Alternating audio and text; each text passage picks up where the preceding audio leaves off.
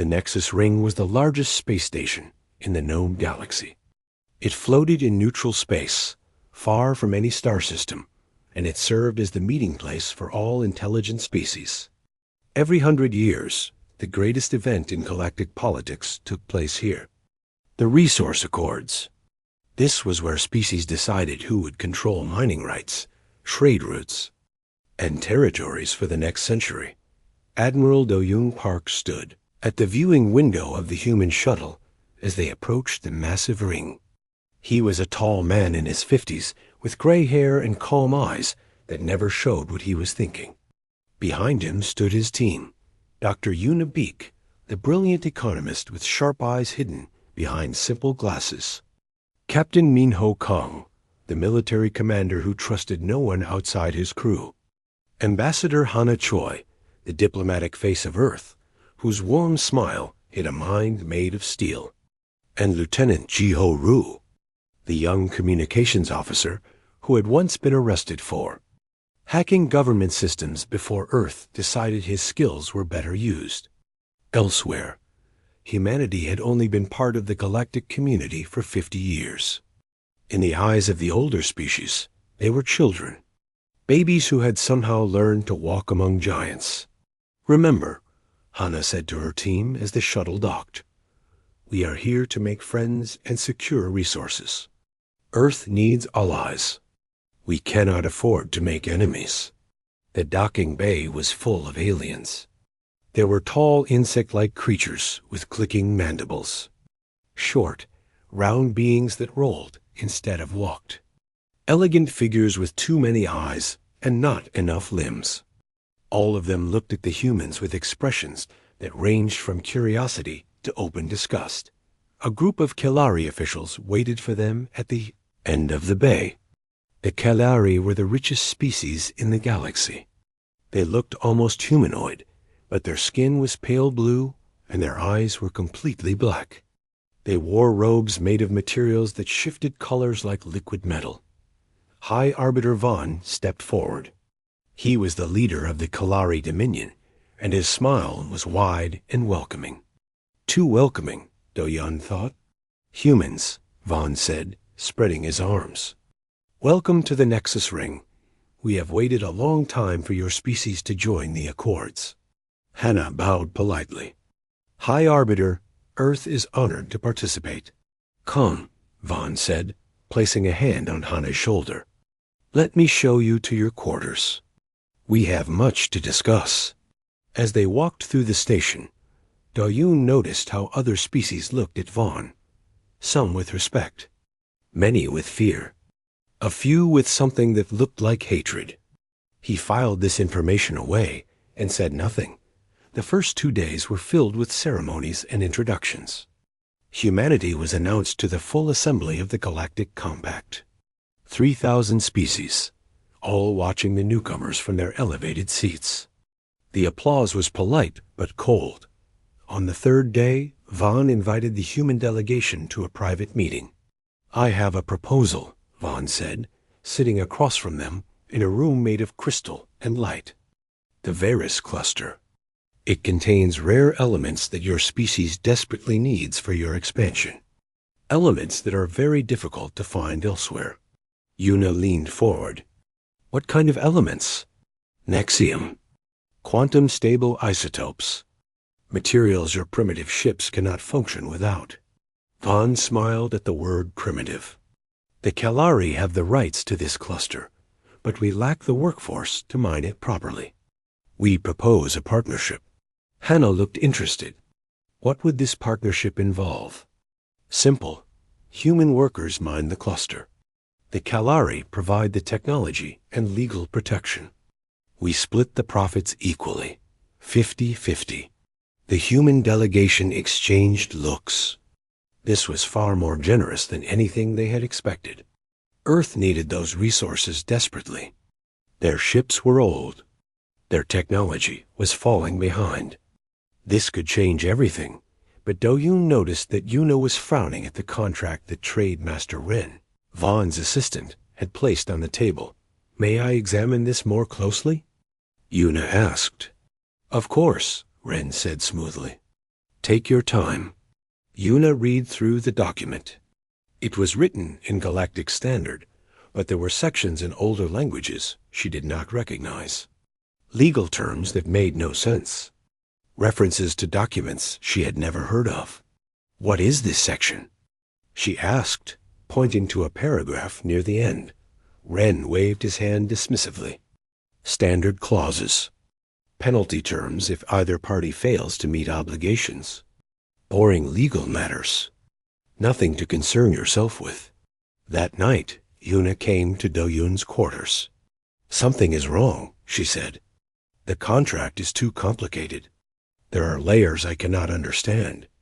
And I found references to something called the Original Compact of Species. I do not know what that is. Do-Yun nodded slowly. What do you want to do? I want Jiho to dig deeper. Find out what we are really signing. Do it quietly. Jiho worked through the night. He accessed public galactic databases, then private ones that he was definitely not supposed to enter. By morning, his face was pale. Admiral, he said, the Kelari have done this before. 3 times. 3 young species signed similar contracts. All 3 are now what the galaxy calls client states. They are slaves in everything but name. They work. The Kelari profit. They will never be free.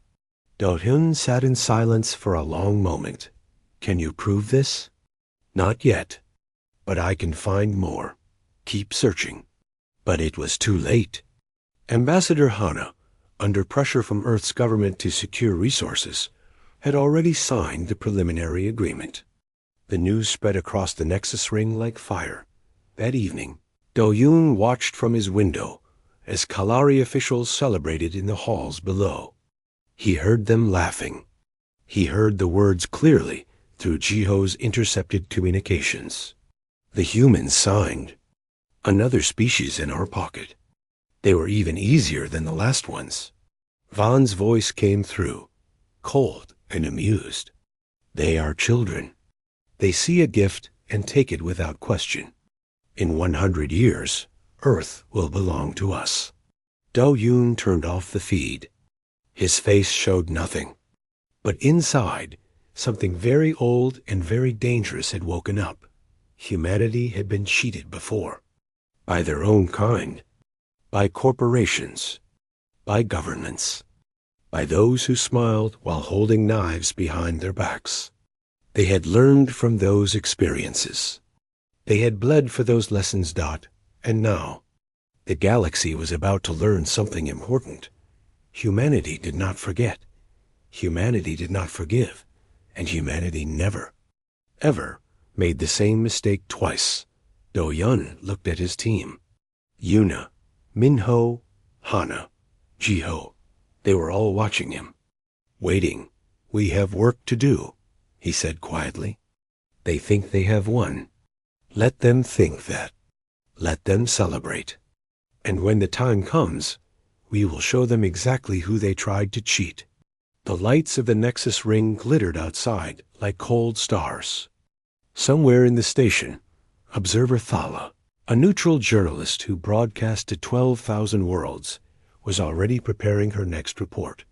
The humans had signed. The trap was set. The galaxy watched with amusement. They had no idea what was coming. 3 weeks after the signing, Captain Minho Kang led a fleet of 12 human mining ships to the Varus cluster. His vessel, the Defiance, was the largest ship humanity had ever built. It was old by galactic standards, but Minho loved it like a living thing. The Varus cluster was beautiful. Purple nebulae surrounded a field of asteroids. It glowed with inner light. According to the Kalari, these rocks contained nexium and quantum-stable isotopes worth more than Earth's entire economy. Begin scanning, Minho ordered. His crew worked quickly. The results came back within an hour. Then they ran the scans again. And again. Each time, the results were the same. Lieutenant Sora Han, his second in command, stood beside him with a datapad in her shaking hands. Captain, she said, these asteroids contain iron, nickel, silicon, common materials worth almost nothing. There is no nexium. There are no rare isotopes. The Kalari lead. Minho felt cold spread through his chest. That cannot be right. Run the scans again. We have run them 17 times, Captain. The results are clear. This cluster is worthless. Before Minho could respond, 3 Kalari warships dropped out of hyperspace. They surrounded the human fleet in perfect formation. A message came through on all channels. Human vessels, you are in violation of Contract Section 47B. You have failed to begin extraction operations within the required time frame. Your ships are hereby impounded as collateral until penalty fees are paid. What penalty fees? Minho demanded. We just arrived. According to the contract, extraction operations must begin within 21 standard days of signing. You are now 12 hours past deadline. The penalty is significant. Minho's hands curled into fists. This is a trap. You knew we would come here and find nothing. You planned this. The Kalari commander's voice was cold and amused. The contract is clear. Your ignorance is not our concern. Back on the Nexus ring. The news hit the human delegation like a physical blow. Ambassador Hana stood before the Galactic Tribunal, the highest legal authority in the compact. The chamber was massive, filled with representatives from thousands of species. Elder Prox, an ancient being who had served the tribunal for 3,000 years, looked down at her with 6 unblinking eyes. The contract clearly states the penalties for failure to meet obligations, Prox said in a voice like grinding stone. Humanity owes the Kalari Dominion extraction fees, delay penalties, and compensation for wasted resources. The total amount is approximately 300 years of Earth's gross domestic product. Hannah felt her legs weaken. Elder, the resources we were promised do not exist. The Varus cluster contains nothing of value. We were deceived. Murmurs spread through the chamber. Some species looked sympathetic. Many looked amused. A few openly laughed. High Arbiter Vaughn rose from his seat, his black eyes shining with false concern. Ambassador, the Kalari provided accurate geological surveys from our own databases. If Earth's primitive scanning technology failed to verify these surveys before signing, that is not our fault. The contract was signed freely. The obligations are binding. You knew those surveys were false. Hana's voice cracked with anger. Vonn spread his hands. Can you prove this? Do you have evidence of intentional deception? Hana opened her mouth, then closed it. She had nothing. No proof. Just the sickening certainty that they had been cheated by a species that had been doing this for thousands of years. Elder Prox tapped his ancient staff. Against the floor. The tribunal finds no grounds to void the contract. Humanity will pay its debts or face sanctions. This session is concluded. Outside the chamber, Hannah found Admiral Do-Yun waiting for her. His face was calm, almost peaceful, which made her want to scream. Did you hear? She demanded. 300 years of our entire planet's economy. We are finished. Earth is finished. Our children's children's children will still be paying this debt. I heard. How can you be so calm? Do-Yun looked at her with eyes that had seen things she could not imagine. Eyes that had watched corporations destroy entire communities on Earth. Eyes that had learned through decades of pain that sometimes the worst moment was just the beginning of the fight. Because panic helps no one. Because anger without direction is useless. And because they have made a mistake. What mistake? They have won. The contract is legal. The tribunal supports them. Their mistake, Do-Yun said quietly, is that they think they are the first ones to try this on us. That night, the team gathered in their quarters. Dr. Una Beek had not slept in 3 days. Her eyes were red, her hair was tangled, and her desk was covered in documents and holographic displays. "I have been reading everything," she said. "Every word of the contract. Every reference. Every footnote." The Kelari buried the trap in language, so old that most modern translators cannot even read it properly. But Jiho helped me access the original texts. Lieutenant Jiho looked up from his terminal. "The contract references something called the Original Compact of Species. This document was written over 10,000 years ago when the Galactic Compact was first formed. Most species have forgotten it even exists. Why does this matter?" Minho asked through the communication link from his impounded ship. Una smiled for the first time in weeks. It was not a pleasant smile. Because the Original Compact contains a clause called the right of challenge. Any species that believes they have been victims of intentional deception may demand a binding trial. If they can prove fraud, all contracts and debts are voided. The deceiving party faces severe punishment. Hannah leaned forward. "But we need proof." "We have no proof." "Not yet," Gio said. "But I have been tracking communication patterns. Financial transfers. Historical records. The Kelari have done this 11 times over 6,000 years. 11 species. All now enslaved through identical contract structures. The pattern is clear. They are predators. And predators always leave traces." Dayun stood and walked to the window. The lights of the Nexus ring stretched below him like a glittering ocean. "We have 72 hours once we invoke the challenge. 72 hours to find evidence that has been hidden for 6,000 years. Against a species that controls half the galaxy's wealth. With no allies. No support. Nothing but ourselves." He turned to face his team. "Can we do this?" Minho's voice came through the communication link, hard as steel. "We can do this." Una nodded. "We must do this." Jiho cracked his knuckles. "I was born for this." Hannah took a deep breath. "Then let us begin." Dayun allowed himself a small smile. "Tomorrow, we invoke the right of challenge. Tomorrow, we show them what humanity does when our backs are against the wall. Tomorrow, the galaxy learns why you should never, ever try to cheat the species that survived its own worst instincts." Outside, Observer Thala's broadcast reached 40 billion viewers across 12,000 worlds. The humans were trapped. The humans were doomed. The humans were finished, or so everyone thought. The Galactic Tribunal. Chamber fell silent when Ambassador Hana Choi stood before the assembly and spoke words that had not been heard in 3,000 years.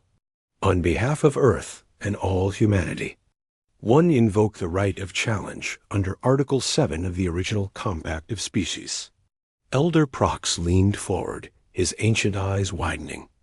Murmurs exploded through the chamber like wildfire.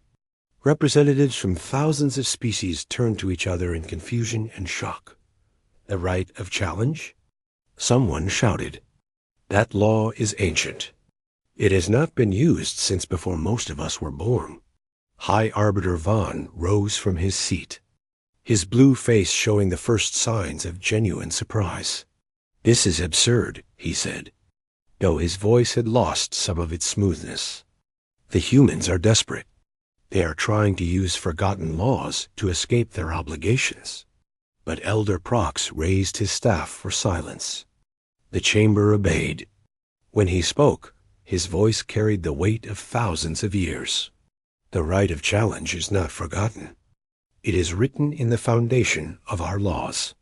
It exists precisely for situations like this one. He looked at Hana with something that might have been respect.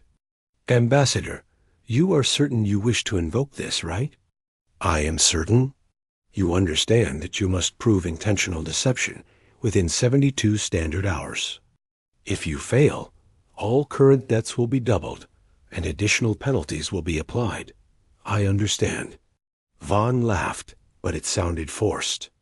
Let them try. They have no evidence.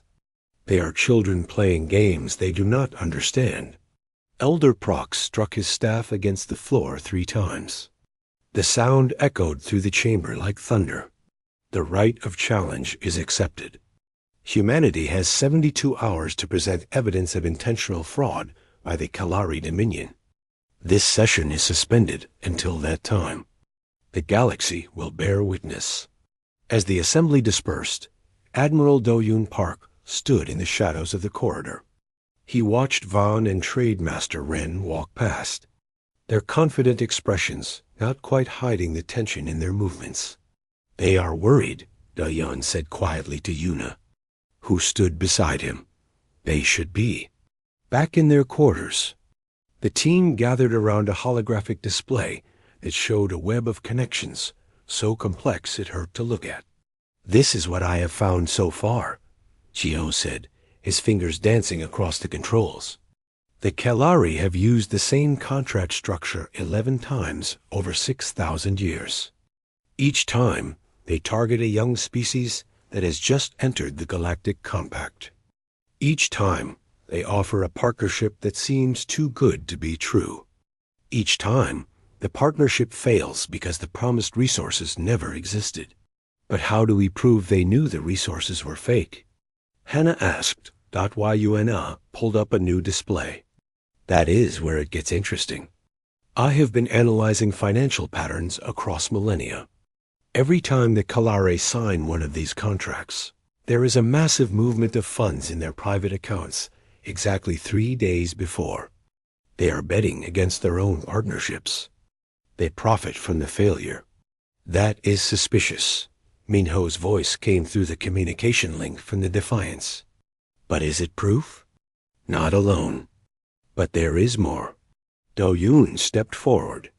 His face was unreadable, but his voice carried an intensity that made everyone pay attention. Ji-Ho, tell them about the communications. Ji-Ho nodded grimly. I accessed archives that the Kalari thought were destroyed. Encrypted messages between Vaughn and his predecessors going back thousands of years. They discuss the contracts openly. They call them harvest operations. They laugh about how easy it is to trap young species. They have internal documents that prove the geological surveys are deliberately falsified. The room went silent. Why would they keep such records? Hannah asked. It seems foolish. Arrogance, Do-Yoon said simply. They have been doing this for so long that they cannot imagine anyone catching them. They keep records because they are proud of what they do. They see it as an art form. Yuna brought up another display.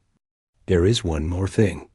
I found references to 3 species that are still alive, but trapped in debt slavery.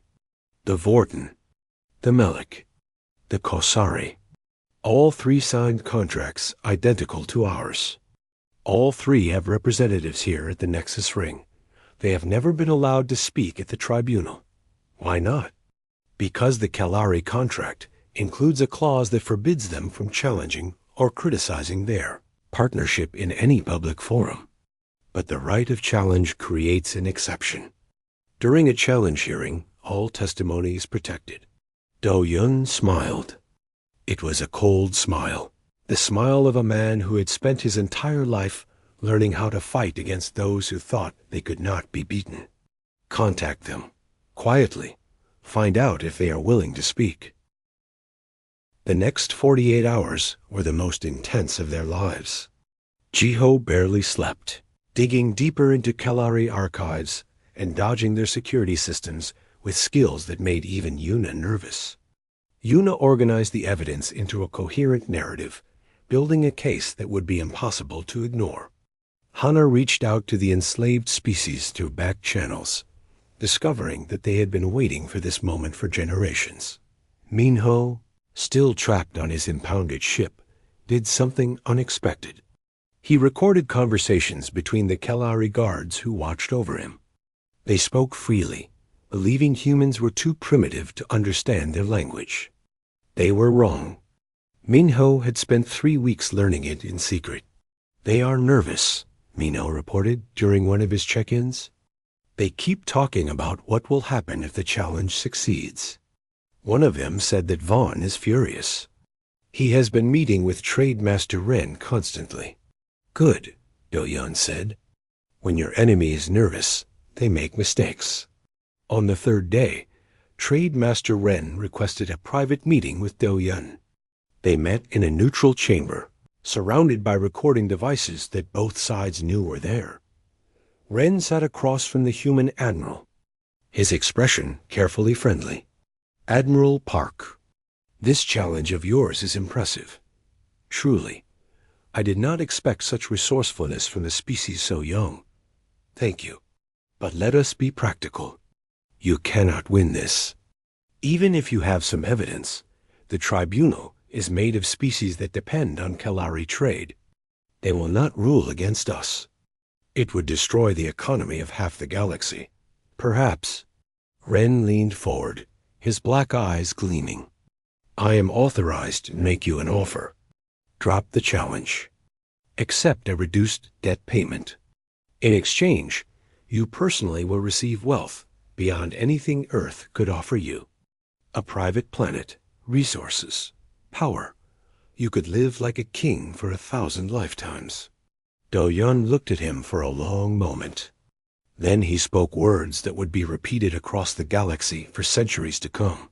"You cannot buy what was never for sale." Ren's expression flickered. Just for a moment, something like fear crossed his face. "You will regret this. I doubt that very much." That night, the team made final preparations. The evidence was organized. The witnesses were ready.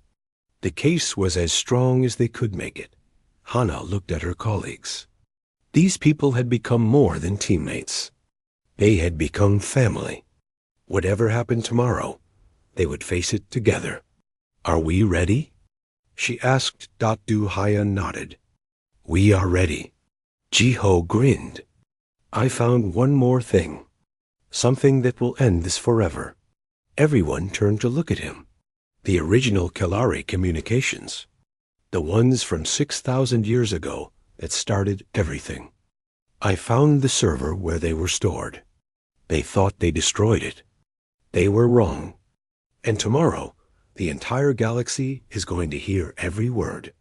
Outside their window, the Nexus ring glowed with the light of 1,000 species. Observer Thala's broadcasts had drawn the largest audience in galactic history. Everyone was watching. Everyone was waiting that tomorrow humanity would show the galaxy who they really were. Tomorrow, the reckoning would begin. The Galactic Tribunal chamber had never been so full. Representatives from every known species crowded into seats that stretched up toward a ceiling lost in shadows. Floating platforms carried observers from worlds that had never sent delegations before. Outside, Observer Thala's broadcast network connected 40 billion viewers across 12,000 worlds. The largest audience in the history of galactic civilization. Everyone wanted to see what would happen next. Ambassador Hana Choi stood at the center of the chamber floor. Behind her sat Admiral Do-Yun, Dr. Yuna, and Lieutenant Jiho. Captain Minho watched through a secure feed from his impounded ship, his face grim but hopeful. Across from them, High Arbiter Vaughn sat with Trade Master Ren and a small army of Kalari legal advisors. Vaughn looked confident. Too confident, Hannah thought. Like a predator who had cornered his prey.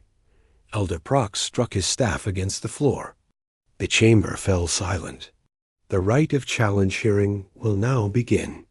Humanity has 72 hours to prove intentional deception by the Kalari Dominion. That time has passed. Ambassador Choi, present your evidence. Hannah took a deep breath. Every lesson she had learned in her decades of diplomatic service came down to this moment. Honored Elder, members of the Tribunal, species of the Galactic Compact. We stand here today not just for humanity, but for every species that has ever been deceived by those who hide cruelty behind smiles. She touched a control, and a holographic display appeared above her head, visible to the entire chamber. The Kalari Dominion has operated a systematic fraud for over 6,000 years. They target young species who have just joined the compact. They offer partnerships that seem generous. They promise resources that do not exist. And when those partnerships fail, as they were always designed to fail, they trap their victims in debt slavery that lasts for generations. Murmurs spread through the chamber. Vaughn laughed. Stories and speculation. Where is the proof? Hannah smiled. I am glad you asked. She gestured to Geo, who stood and walked to the center of the floor. His fingers danced across his datapad, and the holographic display changed to show complex financial records. These are Kalari internal financial records spanning 3,000 years. Every time the Dominion signs a contract with a young species, massive funds move into private investment accounts exactly 3 days before. These accounts bet against the success of the partnership. The Kalari profit from failure. This pattern appears in every single case. 11 times. Without exception. A Kalari advisor stood up. Those records could be fabricated. They could be, Geo agreed. Which is why I brought verification from 4 independent galactic banking institutions, all of whom have confirmed their authenticity. The advisor sat down slowly. Una stood next. I have analyzed the geological surveys that the Kalari provided for the Varus cluster.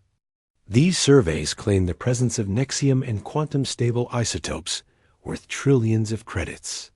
However, I have obtained the original raw data from Kalari survey vessels. The raw data clearly shows common materials, iron, nickel, silicon. The surveys presented to humanity were deliberately altered. The proof is here in the metadata of the files themselves. She displayed the comparison on the holographic screen. The differences were obvious, undeniable. Vaughn's expression had not changed, but Hannah noticed that his hands were gripping the arms of his seat. This is technical trickery, Vaughn said. Humans are known for their skill with computers. They could have manipulated these records. Then perhaps the tribunal would like to hear from witnesses who have experienced Kalari generosity firsthand. Hannah turned to face the massive doors at the back of the chamber. They opened slowly. 3 figures entered. They were small, frail-looking beings who walked with the tired movements of those who had carried heavy burdens for too long. Representatives of the Vorten, the Melik, and the Kosari. The 3 surviving species trapped in Kalari debt slavery. The chamber exploded in noise. These species had not been seen at the tribunal in centuries. Their contracts forbade them from speaking in public forums. But the right of challenge had changed everything. Elder Vorten stepped forward. His voice was weak, but clear. My people signed a contract with the Kalari 4,000 years ago. We were promised access to fertile worlds for our growing population. Those worlds were barren wastelands. When we could not pay the penalties, the Kalari took everything. Our ships, our colonies, our freedom.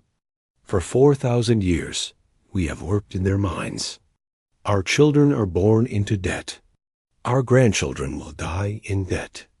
We are slaves, and no one has ever listened to our voices. Elder Melik spoke next, her translator rendering her clicks and whistles into clear galactic standard. The Kalari came to us with smiles. They called us partners. They called us friends. They lied.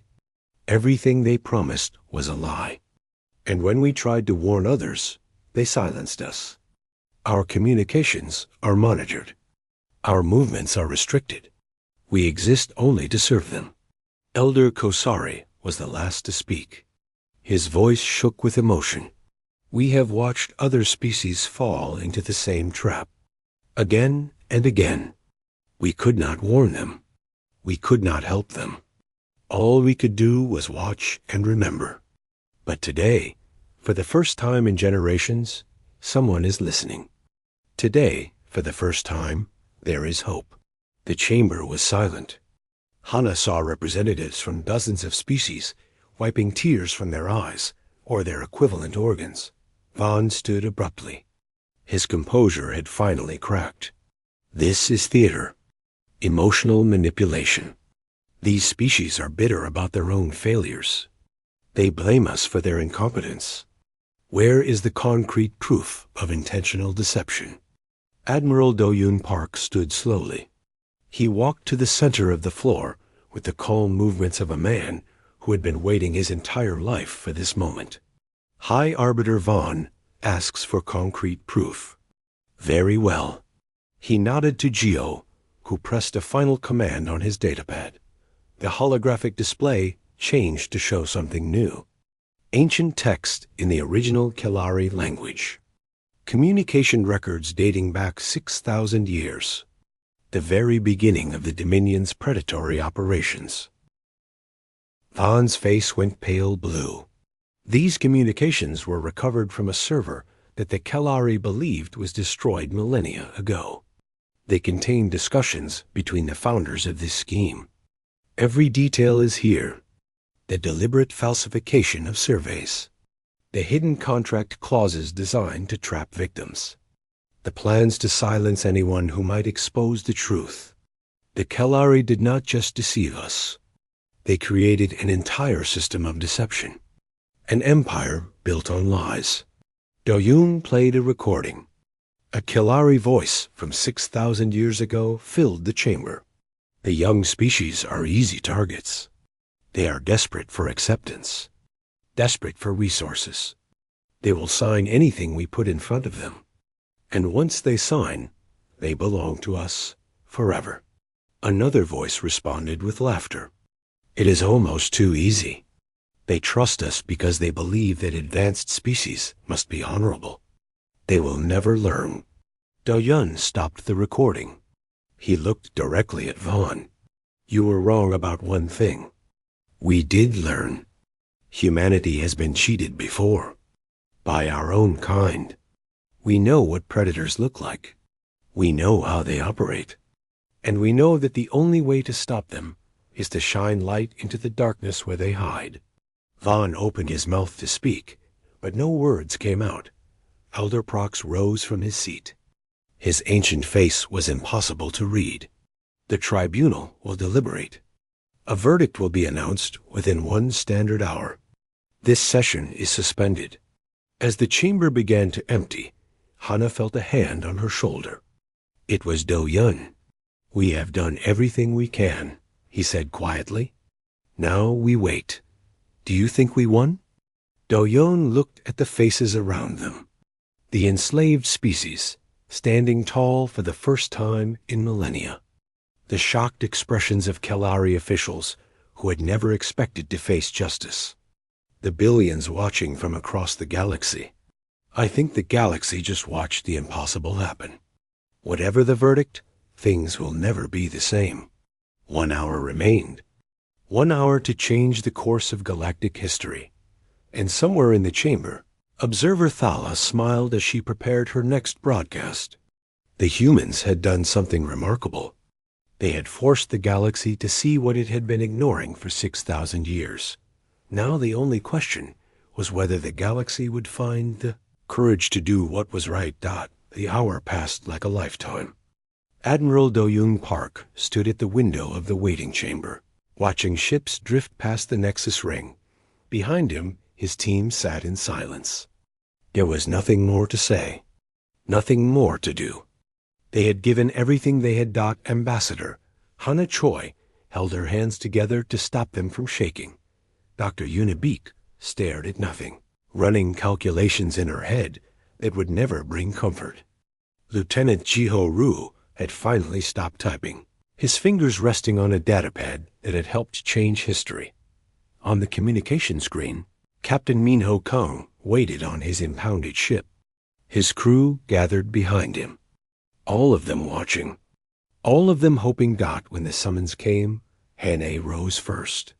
She straightened her uniform. She lifted her chin. Whatever happened next she would face it with dignity. The Galactic Tribunal chamber was even more crowded than before. Word had spread across the Nexus Ring. Species that had never attended a hearing pushed into every available space. Floating cameras from Observer Thala's network hovered everywhere. Transmitting to the largest audience in recorded history, Elder Prox stood at his podium, his ancient staff clutched in hands that had held it for 3,000 years. The other tribunal members flanked him, their faces unreadable. High Arbiter Vaughn sat rigidly in his seat. His black eyes stared straight ahead. Trade Master Wren had not returned. According to rumors, he had fled the station hours ago. The tribunal has reached its verdict, Elder Prox announced. His voice echoed through the silent chamber. This decision was not made lightly. The evidence presented by humanity was extensive. The testimony of the Vorten, Melek, and Kosari peoples was powerful. The historical records recovered from Kalari archives were undeniable. He paused. The silence stretched on. The tribunal finds the Kalari Dominion guilty of systematic fraud, intentional deception, and the deliberate enslavement of multiple species over a period of 6,000 standard years. The chamber erupted. Cheers and shouts filled the air. Species who had watched in helpless silence for centuries finally released the emotions they had been forced to hide. Hannah felt tears running down her face. She did not try to stop them. Elder Prox struck his staff against the floor. The noise gradually died down. The consequences of this verdict are significant. All contracts between the Kalari Dominion and their victim species are hereby voided. All debts are canceled. The Vorten, Melek, Kosari, and all other affected peoples are immediately restored to full sovereignty with complete rights under the Galactic Compact. The representatives of the enslaved species collapsed into each other's arms. Thousands of years of bondage ended in a single moment. Hannah watched them and felt something break open in her chest. This was why they had fought. Not just for Earth, for everyone. Furthermore, Elder Prox continued, the Kalari Dominion is stripped of its seat on the Galactic High Council. High Arbiter Vaughn will face criminal proceedings for his role in continuing these practices. Trade Master Wren, currently fleeing justice, will be apprehended and tried.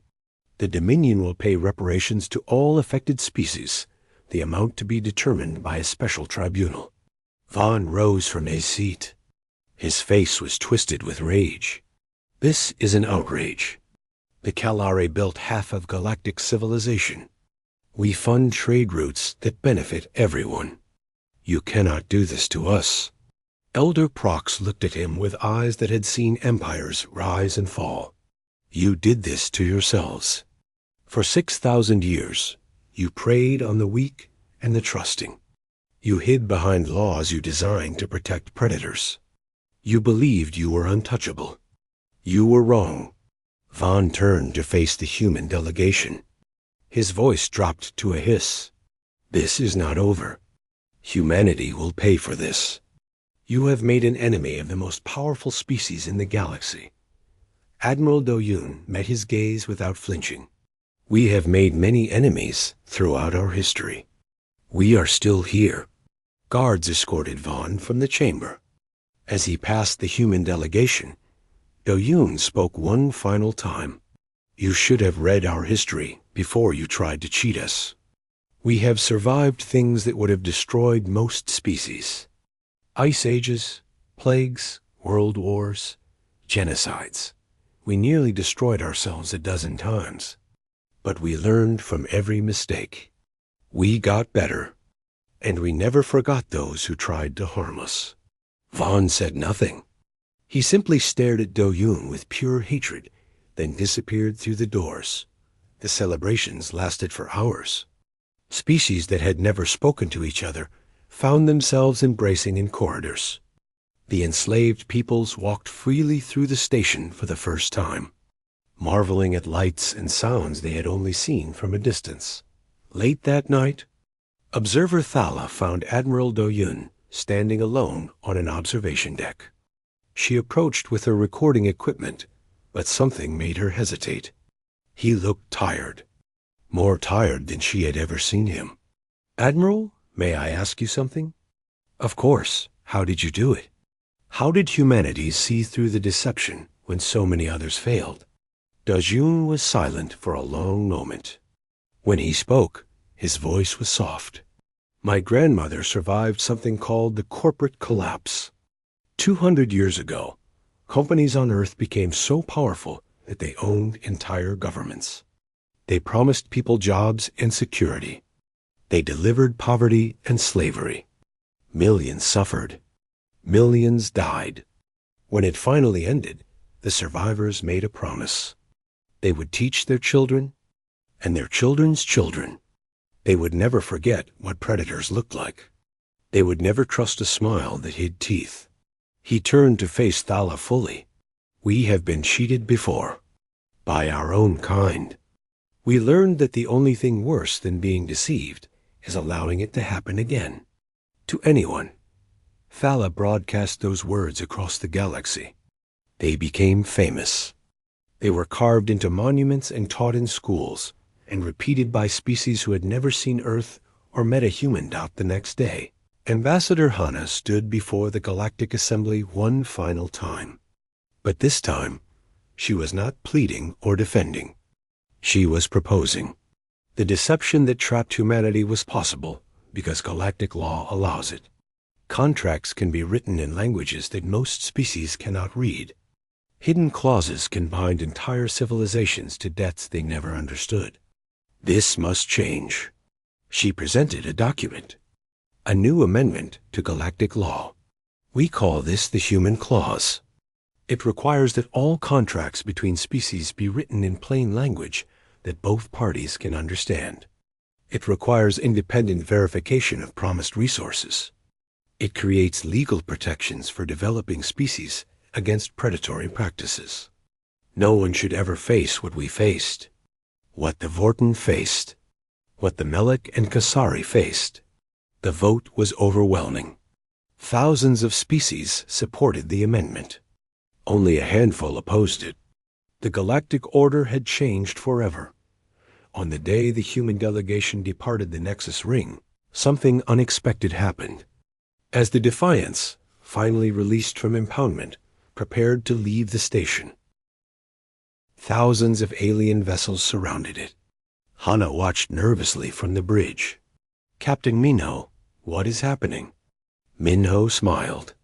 His eyes were shining. "Look at their lights." Every vessel in the field had activated their navigation lights in a specific pattern.